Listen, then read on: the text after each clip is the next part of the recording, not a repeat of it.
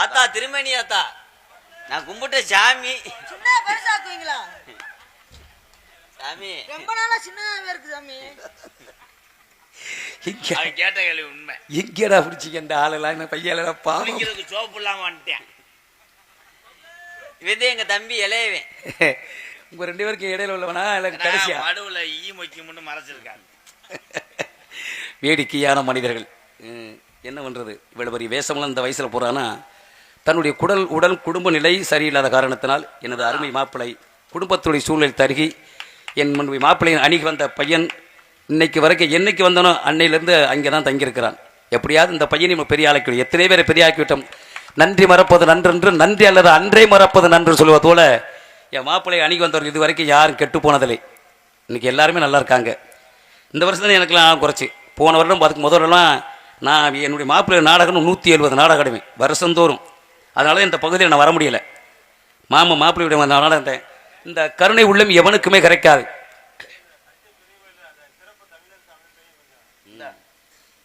அப்படி இருக்கும்போது தன்னை நாடி வந்தவர்களை இதுவரைக்கும் விட்டதில்லை. ஒரு அன்பாலய எப்படின்னா நம்ம சும்மா செய்ய முடியாங்க இருக்காத ஒரு அன்பாலயா என்னுடைய அறக்கட்டளை ஆரம்பித்து அதில் எத்தனையோ முதியவர்களுக்கு, எத்தனையோ இளைஞர்களுக்கு, வீடு இல்லாதவர்கள், அனாதையில் உள்ளவர்கள், எத்தனையோ குழந்தைகளை இன்னைக்கு வச்சு காப்பாற்றக்கூடிய மனப்பக்குவங்கள். இன்னைக்கு ஒரு டீ வாங்கி கொடுத்த மறுநேரம் டீ வாங்கி கொடுத்து யோசிப்பார்கள். நம்ம உலகம் இன்னைக்கு அப்படி அந்த முற்போக்கு சிந்தனையோடு இன்னைக்கு செயல்படக்கூடிய எனது அருமை மாப்பிள்ளைக்கு இன்று மட்டும் இல்லை என்றைக்கும் உங்களுக்கு இறைவனாகப்பட்ட அனுக்கிரகத்தை நீண்ட ஆயுள் கடத்தலும் கொடுக்கப்பட வேண்டும். அதை தான் நானும் விரும்புகிறேன்.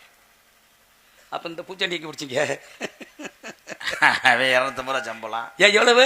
இது 600 ரூபா. மத்த 3000 நீங்க சம்பளமே கொடுக்கண்டாம் ஐயா.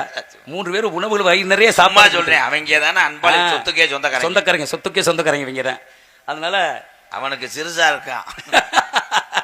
நான் சொன்னது அதை இல்லை தம்பி.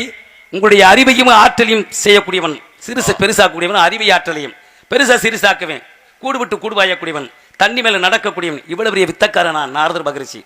என் தந்தையாகப்பட்டவன் யாரும் தெரியுமா? எனக்கு ஒரு சின்ன சந்தேகம். கேளுங்க. இவன் நீங்க ஓட்ட குட்டி மாதிரியே இருக்கானே. இந்த உலகத்தில் சொல்லுவாங்க தஞ்சை பெரிய கோயில் அடிக்கல் நாட்டுனது என்ன நாள் தான் கேட்டேன். அதான் சொல்லிட்டேனே. இருங்க, என்ன கிழமைன்னு கேட்டா நீங்க புதன்கிழமைன்னு சொல்லலாம். ஆமா, அது என்ன நாள்? நல்ல நாள் கிடையாது தம்பி. அன்னைக்கு எங்க அப்பா வயசுக்கு வந்த நாள். இங்க வாடா, இங்க வாவே தம்பி. நீங்க ஒரு விஷயம் நல்லா தெரிஞ்சுக்கிறேன். இதுதான் ஏன்னா இங்க இருக்கிறவங்களாம் அறிவுபூர்வமாக சான்றவர்கள். தென்னாடு தானே இது.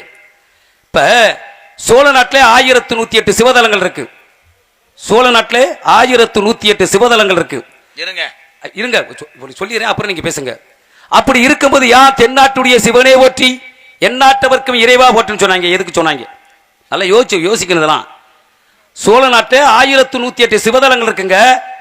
அப்படி இருக்கும்போது தென்னாட்டுடைய சிவனே போற்றி எந்நாட்டவர்க்கும் இறைவா போற்றினா சிவபெருமான் கைலாகத்திலிருந்து